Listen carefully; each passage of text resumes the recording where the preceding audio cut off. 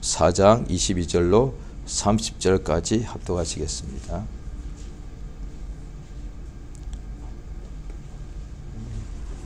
다 찾으셔서 같이 읽겠습니다.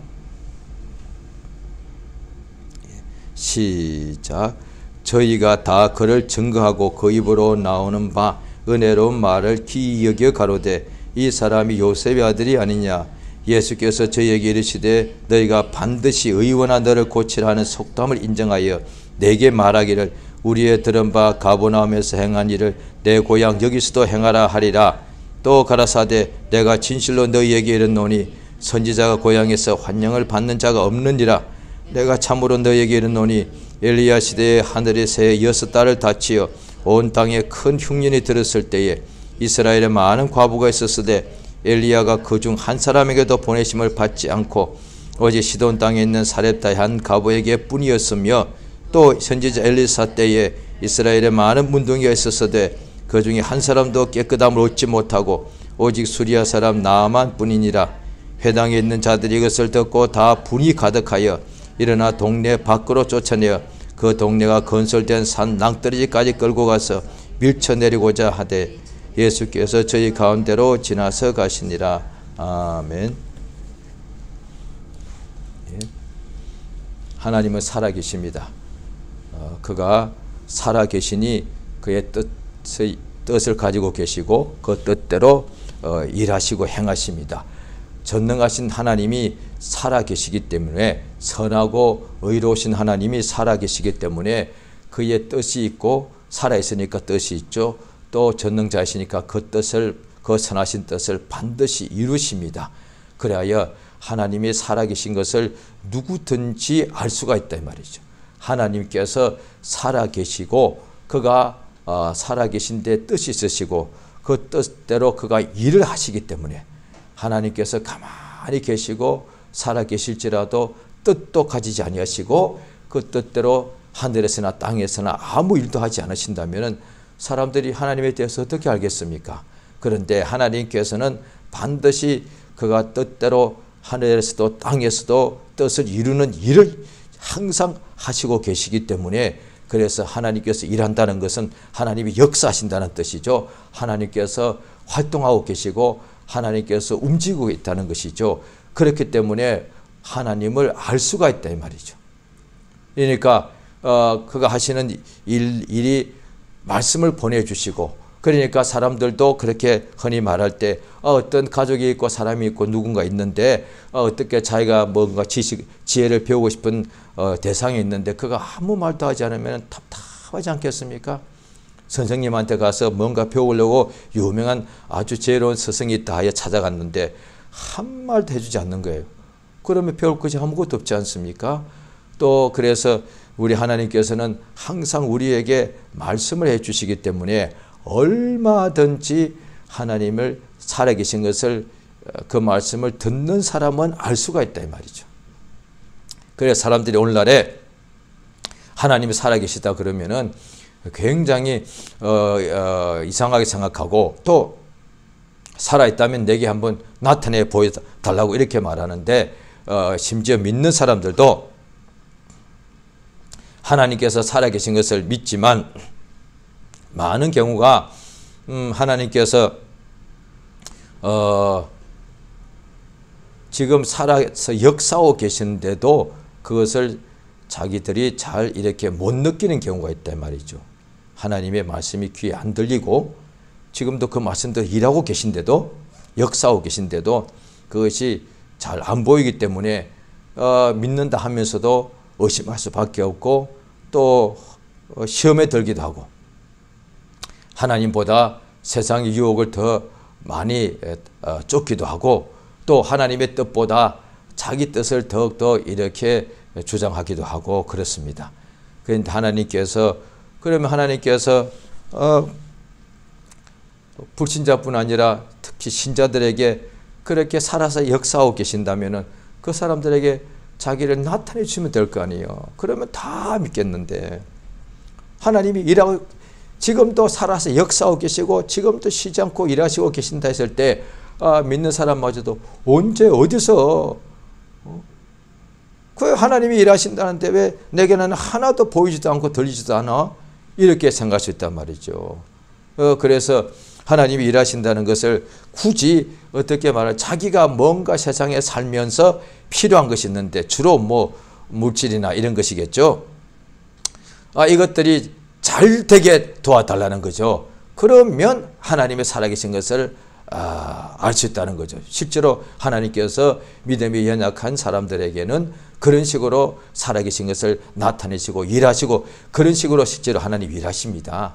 그래서 물질 달라고 할 때 물질 주시고 그래서 뭐 믿음이 성장하는 과정이니까 우리도 믿음의 세상에서도 사람이 잉태하여 출생하고 난 후에 성장해가는 과정이 있지 않습니까? 몸이 성장하고 지혜가 자라가고 성경 말씀에도 예수님도 어려서부터 키와 지혜가 자라가며 하나님과 사람 앞에 더 사랑스러워 가시더라 이렇게 되어 있단 말이죠. 세상에서도 성장하더란 거예요. 완전체가 아니고 사람으로서는 완전한데 그런데 그 완전한 사람인데도 어릴 때는 어린 아기고 지식도 어리고 하는 행동도 어리고 깨닫는 것도 어리고 그러니까 다 어리니까 이제 성장해 간다는 것이죠. 그러니까 어린아이도 완전한 사람은 분명하죠. 눈, 코, 입, 귀 다 있고 사지가 멀쩡하고 완전한 사람인데 아직 성장하지 않았다는 것이죠. 그래서 성경에도 보면은 우리 주 예수 안에서 범사에 착한 것을 해가지고 예수에까지 자라가는 거예요. 그렇게 돼야만 온전한 사람이 된다는 것이죠.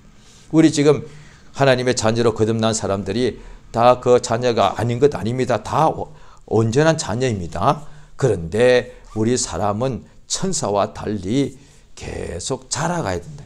그러니까 예수님에게까지 자라가야. 그래 성경에 보면은 예수님의 장성한 분량이 충만한 때까지 이르기를 원한다. 그래야 그게 사실은 우리도 믿음이 연약한 사람도 육체가 어린 사람이나 믿음이 연약한 사람이나 다 완전한 사람이고 완전한 믿음, 온전한 믿음, 천국 가는 믿음 맞습니다. 그런데 성장해야만 비로소 완전하다는 거예요. 사람은 그렇다. 그래서 성장해 가야 돼요. 하나님 자녀가 맞는데 거듭난 사람들은 그런데 온전히 성장해야만 성장하는 것이 아버지의 뜻이라는 거예요. 그래서 성경에 보면은 나는 씨를 뿌리고 심었고 아볼로는 물을 줬는데 자라나게 하시는 이는 하나님밖에 없다. 이렇게 됐단 말이에요. 그래서 세상에 있을 동안에는 우리가 인간도 20살까지는 몸도 자라지만은 그러나 몸은 더 이상 20살 좀 되면 더 이상 안 자라지요. 그런데 만약에 계속 자란다면 얼마나 징그럽겠습니까? 사람이 80세까지 사는데 80년 동안 계속 키가 자라가. 그럼 뭐 키가 얼마쯤 될까요? 징그럽겠죠? 키가 한 10m씩 되겠죠? 10m에다가 아이고 그러면 뭐 그 많은 사람들이 생육하고 번성해서 온 세상에 10m 이상 되는 그 사람들이 다 같이 살고 그러면 집도 커야 되고 자동차도 커야 되고 보십시오. 10m의 사람이 있다고 한다면 지금 자동차가 다 있는데 그 자동차 크기가 얼마나 커야 되겠습니까? 길은 또 얼마나 커야 되고 하나님께서 이게 합당하니까 하신 것이죠. 그런데 지혜는 계속 20살까지 키는 더 이상 신장은 그때쯤 되면 이제 성장이 멈추지만은 80세까지 보통 요즘 한 평균 한 80세 전후까지 살지 않습니까? 평균 수명이. 그런데 삶에 살아가면서 지혜는 계속 더 자라가잖아요. 그래서 세상에 떠날 때는 더욱더 지혜가 많아지잖아요. 우리가 세상에 있을 동안에 믿는 사람들도 죽을 때까지 목숨이 있는 날까지 계속 믿음이 자라간다는. 믿음이 자라간다는. 그 하나님께서 우리에게 믿음이 우리의 영혼이 이렇게 자라갈 수 있는 시간을 주신 것이 인생이단 말이에요. 거듭나서 그 다음에 성장하여서 온전하게까지 장성한 분량까지 되게 하시려고 우리에게 시간을 주고 계시고 그래서 그럼 하나님께서 지금도 일하시는 것이 이제 알 수가 있죠. 사람들이 하나님이 살아서 일하고 계신다는데 믿는 사람들 특히 뭐 보여야 될 거 아니에요. 그럼 하나님이 일하시는 것이 뭐냐? 지금 내가 뭐 세상에서 직장 생활하고 돈 벌 테니 돈 버니까 이 돈 버는 일을 잘 되게 해주시면 하나님 살아계신 것이 확실히 내가 확실할 수가 있다. 예, 그렇죠. 그렇게 해주십니다. 필요할 때는. 그런데 하나님께서 일하시는 것이 지금 믿는 자에게 돈만 많이 벌게 해줘가지고 그때만 일하시는 것을 나타내 주는 것이 아니고, 만약에 보십시오. 하나님이 지금도 일하고 계신데 믿는 사람에게 사업하거나 직장생활하거나 학생들이 공부하거나 돈 벌거나 이런 일만 자꾸 도와주는 것이 하나님이 일이라고 했을 때 어떻게 되겠습니까? 하나님이 일은 하시는데 쉬지 않고, 하나님은 주무시지도 않으시니까. 그런데 하시는 일이라고는 믿는 사람들에게 사업만 계속 잘되게 하는 것만 밖에 일을 안 하시는 거예요. 자고 돈만 계속 많이 벌도록만 도와주시는, 그것만 하나님 하시는 일이요. 그럼 어떻게 되겠어요? 하나님께서 아픈 사람 병 낫게 해주시고, 죽은 사람 살려주시고, 그 다음에 가난한 자에게 복음을 해주시고, 다음에 영원히 죽은 사람들, 어둠에 있는 사람 빛으로 옮겨주시고, 이게 하는 일 하나님이 거의 안 하시면 어떻게 되겠어요? 오늘날 믿는 사람들이 자기가 이제 하나님 자녀니까 자기가 돈 잘 버는 것만 계속 도와주면은 하나님 살아있다는 것을, 일하고 있다는 것이 자기가 그때는 알겠다는 거예요.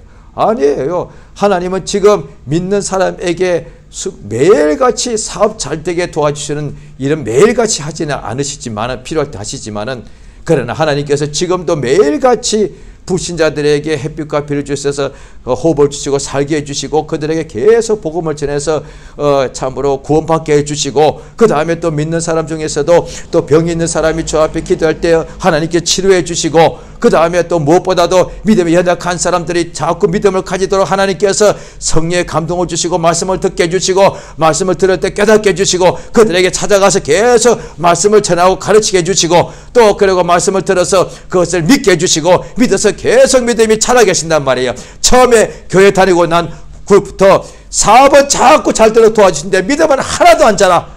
이러면 하나님께서 그것만 그것만 만약 하신다면 어떻게 되겠습니까? 교회 나간 지 40년 되었는데 40년 동안에 돈 버는 것을 자꾸 도와주시는데 40년 전이나 40년 후나 믿음은 한 채도 안 자란 거야. 40년 내내 주일날 교회 한번 간신히 가고 예배 때마다 설교 때마다 40년 내내 잠자는 거야. 믿음이 하나도 안 자라는 거야. 주일날 교회 예배 참석하는 것만 믿음인데 그 후로 40년 동안 교회 다녀도 예배는 한 번도 안 빠졌는데 가서 40년 내내 믿음이 하나도 안 자라서 설교 듣는 시간은 항상 잠자는 시간이에요. 그럼 어떻게 해야 되겠어요? 돈은 벌도록 자꾸 도와주시는 일을 하시는데, 그런데 믿음은 40년 내내 가도 설교가 하나도 안 들려. 그런데 실제로 오늘날 교회 다니는 사람들한테 이야기해 보면은 하나님께서 손드는 것마다 모든 사람들이 돈 많이 벌도록 매일같이 쉬지 않고 일하시는 부분은 나타내시는 경우는 항상 그렇지는 않습니다. 그러나 분명히 믿음이 자라게, 설교가 더 잘 들리게, 이런 일은 지금도 하고 계신다는 거예요. 교회 다닌 지 5년 지나고 10년, 20년 지나면 점점 더 하나님에 대해서 막 이해가 되고, 뭔가 하나님의 복을 또 사모하게 되고, 땅의 것뿐 아니라 하늘의 영광을 막 사모하게 되고, 또 기도가 점점 잘하게 되어서 세상에서 부귀영화뿐 아니라 점점 믿음이 성장하니까 하늘의 영광, 하나님의 생명, 이걸 막 이게 구하고 찾게 되더라고요. 이게 하나님이 일하고 계신다는 거예요. 오늘 본문에 보시면은 예수님께서 성령의 충만을 받고서 이제 공생의 역사하실 때 갈릴리로 그가 이제 누가복음 4장 14절에 보면 예수께서 성령의 권능으로 갈릴리에 돌아가시니 그 소문이 사방에 퍼졌습니다. 15절 친히 그 여러 회당에서 가르치시니까 무사람에게 칭송을 받으십니다. 16절 예수께서 그 자라나신 곳 나사렛에 들어가서 안식일에 회당에서 성경을 읽으시고 선지자 예사야의 글을 찾으셔가지고 주의 성령이 내가 임하시니 그 다음에 복음이 가난한 자에게 복음을 전하게 하시고 그 다음에 포로된 자를 자유케 하고 눈먼 자에게 다시 보게 함을 전파하고 눌린 자를 자유케 하고 이렇게 하신 말씀이 있어. 그래서 책을 덮으시고 20절에 보면 사람들이 예수를 다 나사렛 사람들이 예수님을 다 주목하더란 거예요. 예수님께서 이 선지자 이사야의 글 이거 딱 읽으시고 난 후에 21절에 오늘날 너희 귀에 응하였다 그랬다. 얼마나 좋은 거예요. 구약 성경의 구절이 얼마나 많은데 딱 이 말씀 주의 성령이 내게 임하셨으니 이는 가난한 자에게 복음을 전하게 하시려고 내게 기름을 부으시고 나를 보내사 포로된 자에게 자유를 눈먼 자에게 다시 보게 함을 전파하며 눌린 자를 자유케 하고 주의 은혜의 해를 전파하게 하셨습니다. 이랬는데 이 좋은 말씀을 그것도 예수님이 그냥 성경도 무시하고 혼자서 설교하신 것이 아니라 이사야 말씀 중에서도 이 가장 좋은 말씀, 이 예수님에게 이루어지는 말씀을 그걸 읽으시고 이제 너희에게 이 말씀이 그대로 성경이 이루어졌다라고 했는데도 나사렛 사람들이 예수를 싫어했다 이 말이에요. 참 답답하잖아요. 이미 예수님께서 나사렛 가기 전에 온 갈릴리 소문이 다 나서 그래서 거기 보면은 있지 않습니까? 23절에 보면 예수께서 저에게 이르실 때 너희가 반드시 이렇게 말할 것이다. 의원아 너를 고치라는 속담을 인정하여 내게 말하기를 우리의 들은 바 가버나움에서 행한 일을 너의 고향 여기서도 행하라 이렇게 말한다. 예수께서 그 속을 다 아신다는 거예요. 여기 오늘 본문에는 자세하게 나오지 않지만은 예수께서 사람의 생각을 다 아시기 때문에 그래서 어린 예수님이 탄생하셨을 때에 모친이 예수를 아기를 안고 성전에 들어가니까 거기에 선지자가 있어가지고 예언을 하는데 이 아이 칼이 이 아이 때문에 예수님 때문에 모친 마리아의 마음에 칼이 너의 마음을 찌르듯 할 것이다. 그렇게 고통스러운 일이 일어날 것이다. 왜냐하니 이 아이가 앞으로 많은 사람 속에 있는 생각을 드러낼 것이다. 감춰진 것들을. 감춰진 것들 다 드러낸다는 거예요.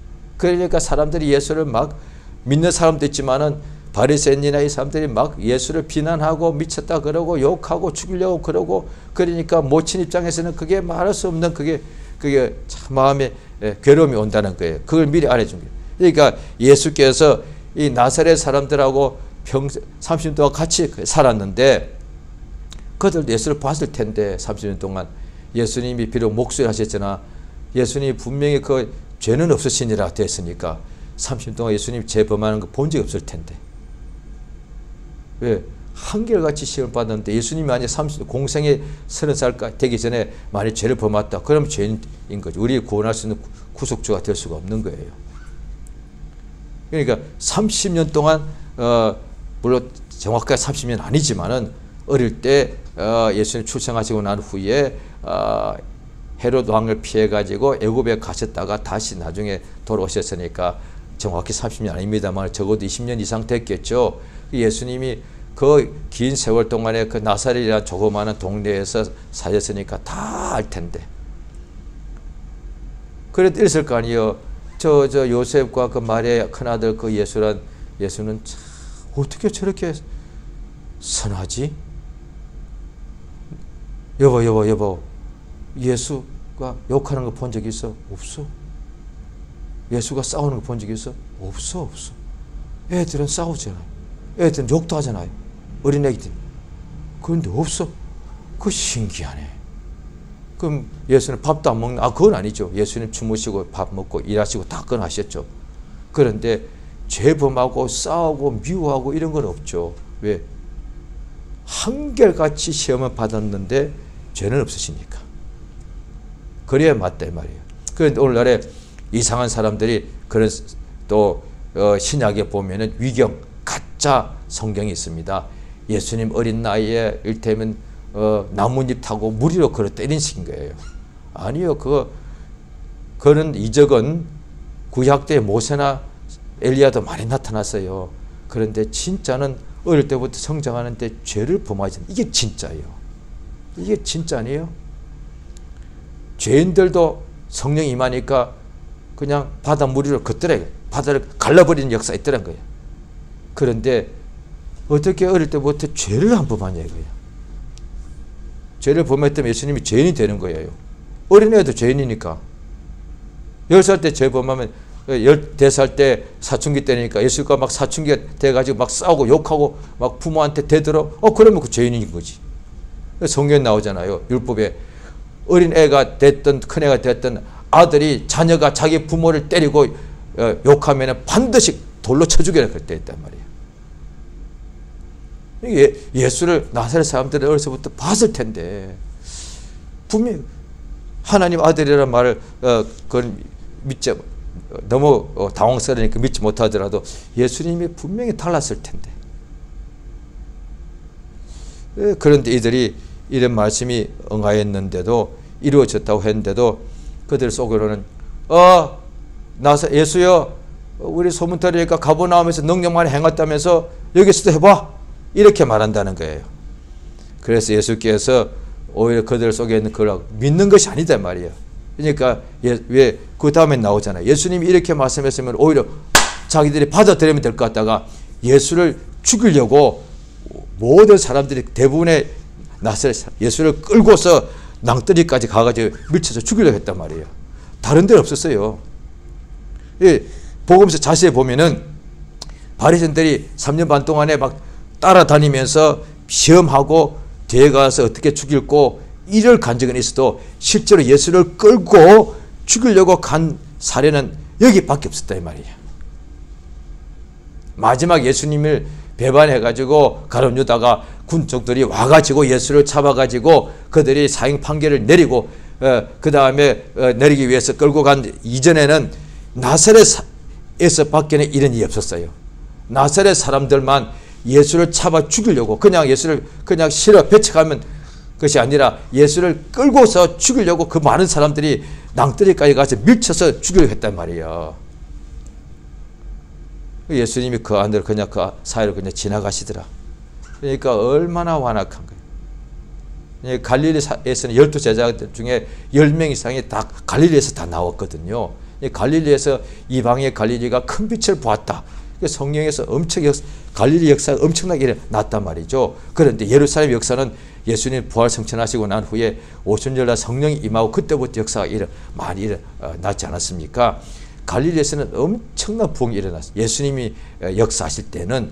그런데 그 동네 중에서 나사렛 사람, 가버나움에서는 이적도 많이 행했거든요. 예수께서 가버나움아 하늘까지 높아지겠느냐 이렇게 하셨단 말이에요. 그런데 나사렛에서는 이적도 별로 행하지 못하셨어. 이렇게 사람들이 완악한 거예요.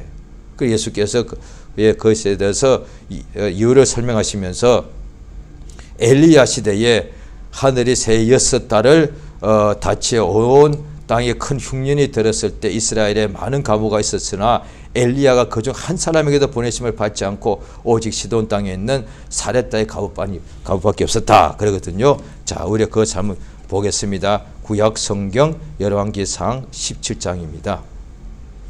구약 성경 열왕기상 17장 구약 545페이지.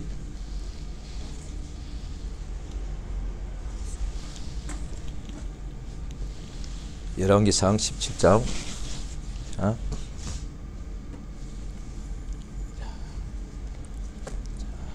여기에 보면은 이제 17장 1절 제가 읽겠습니다. 길르앗에 우거하는 자 중에 디셉 사람 엘리야가 야합에게 고하되 나의 섬기는 이스라엘 하나님 여호와의 사심을 가리켜 맹세하노니 내 말이 없으면 수년 동안 우로가 있지 아니하리라.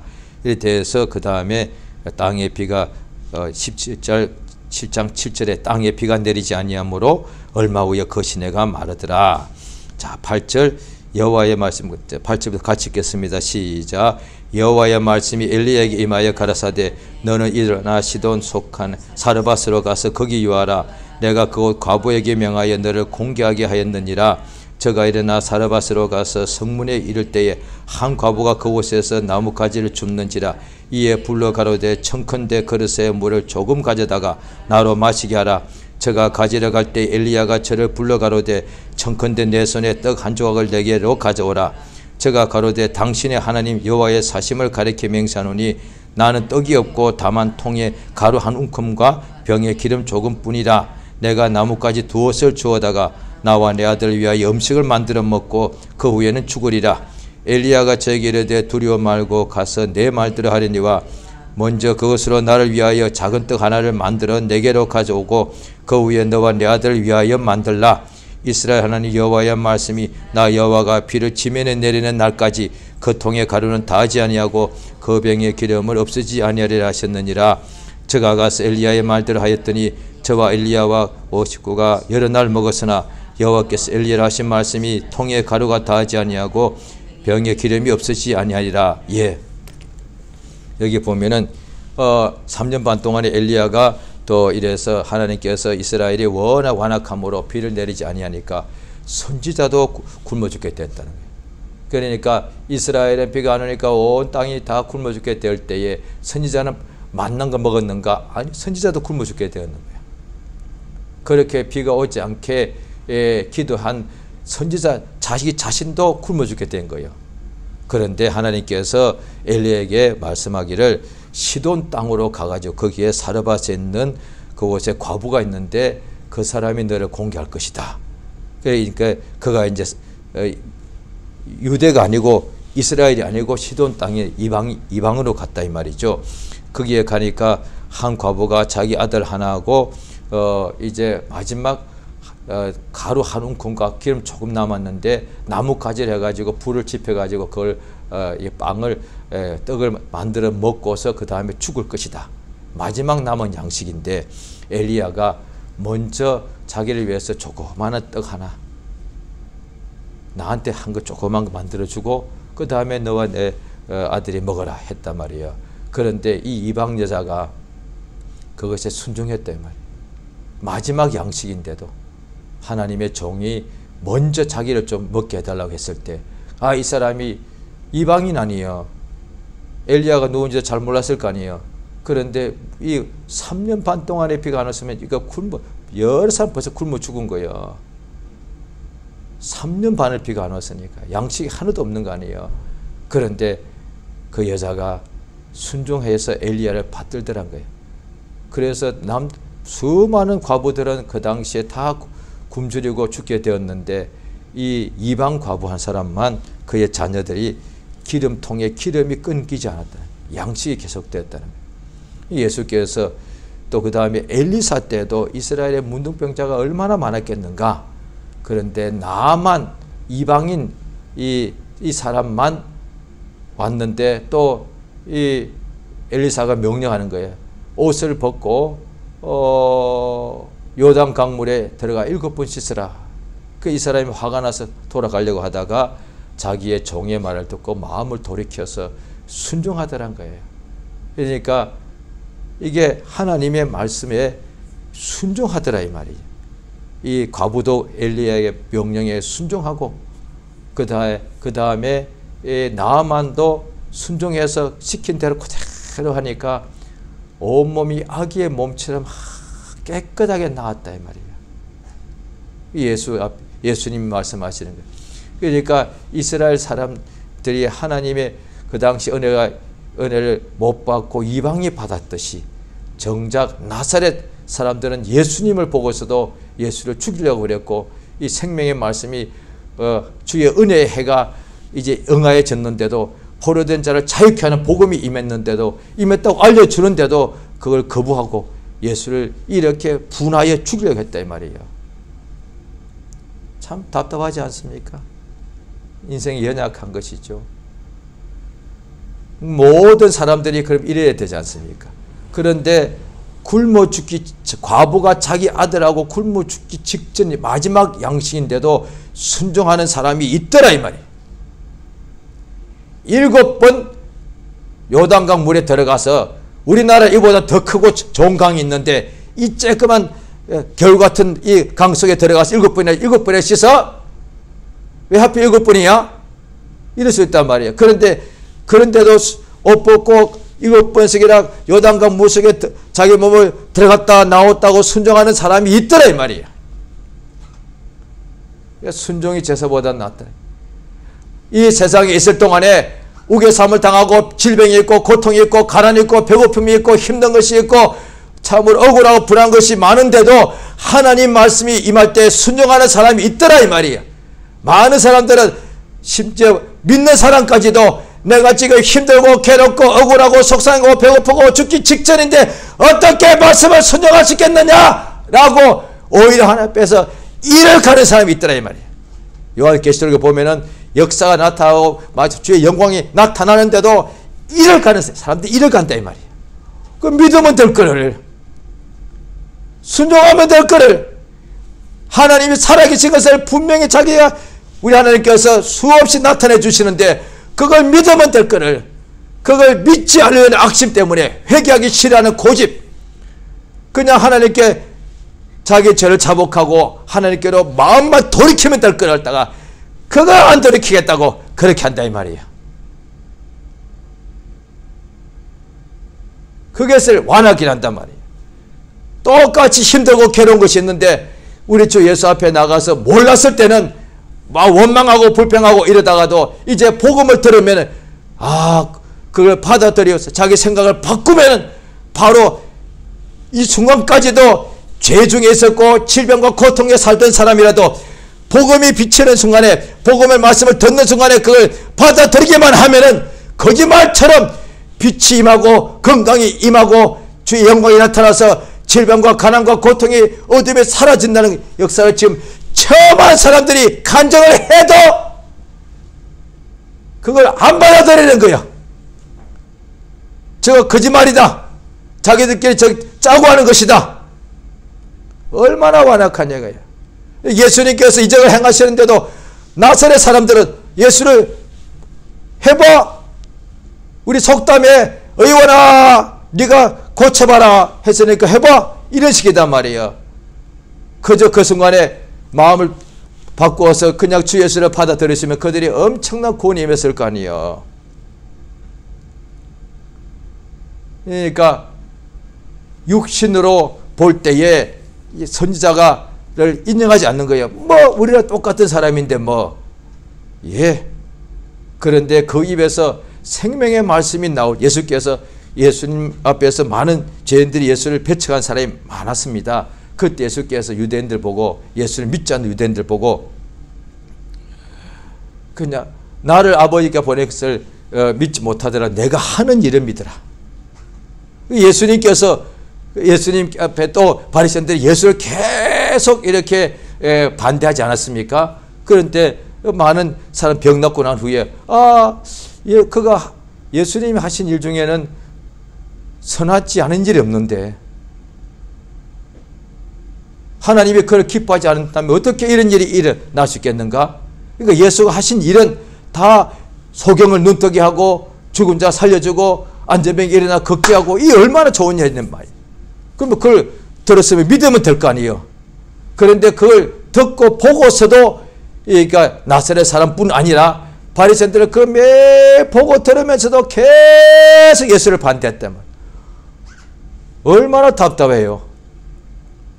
오늘날에 믿는 사람들도 그럴 수 있죠. 교회를 5년 10년을 다니면서도 가서 예배를 드리는 거잖아요.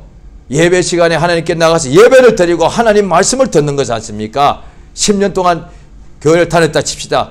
그럼 일주일에 한 번만 하더라도 벌써 10년 동안에 500번의 설교를 들었는데도 그걸 그렇게 받아들이기 싫을까?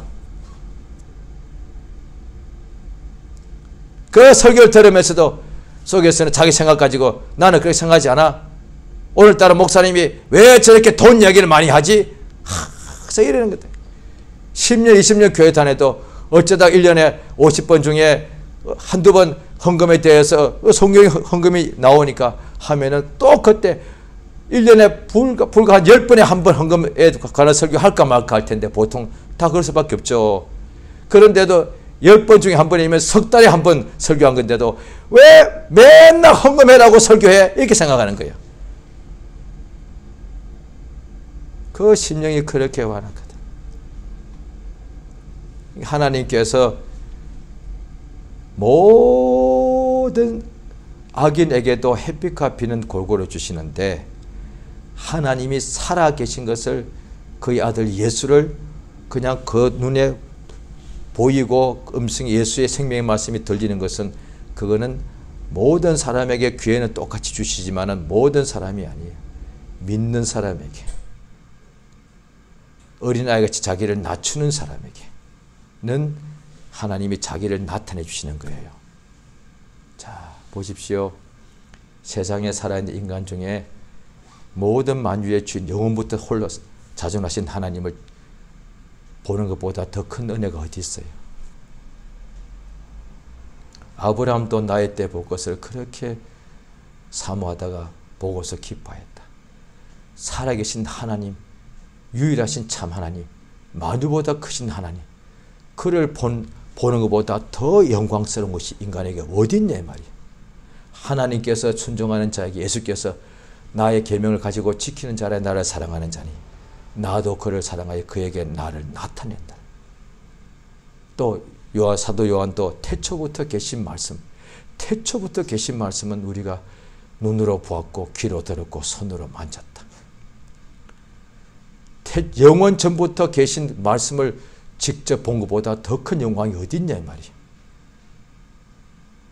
살아계신 유일한 참 하나님을, 이분이 진짜 하나님 아들 맞아, 그분을 내 손으로 직접 만진 것보다 더 큰 영광이 어디 있어요. 사람들이 마지막 때에 유혹을 받을 때 보라!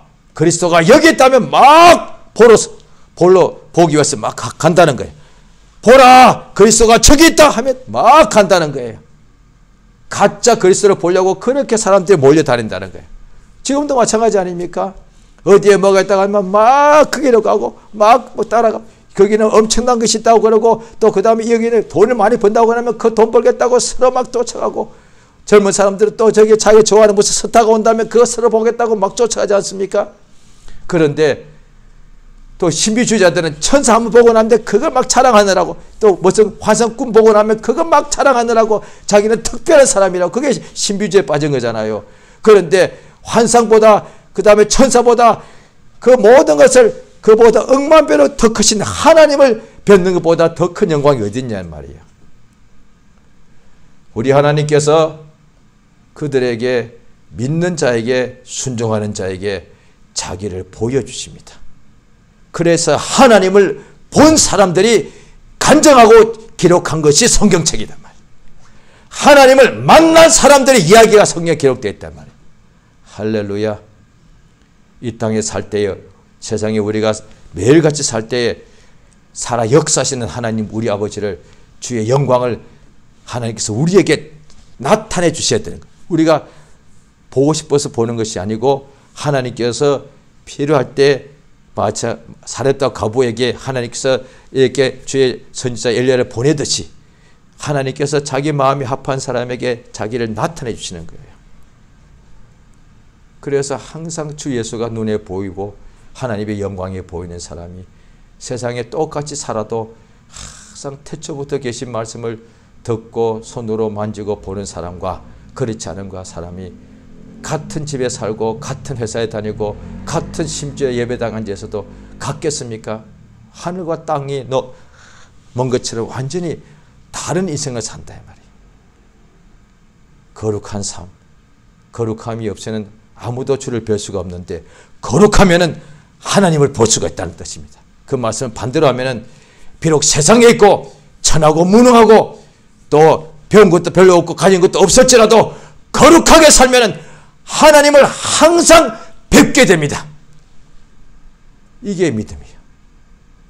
그래서 거룩한 삶을 구원받고 난 후에 거룩한 삶, 성장하는 삶을 살면은 항상 하나님을 이렇게 모시게 되는 역사가 있습니다. 그래서 평생에 믿는 자에게 주의 영광을 보고서 주를 항상 바라보고 예수를 끝까지 일생을 따라가며 예수의 제자의, 참 제자의 삶을 살 수 있는 역사가 있습니다.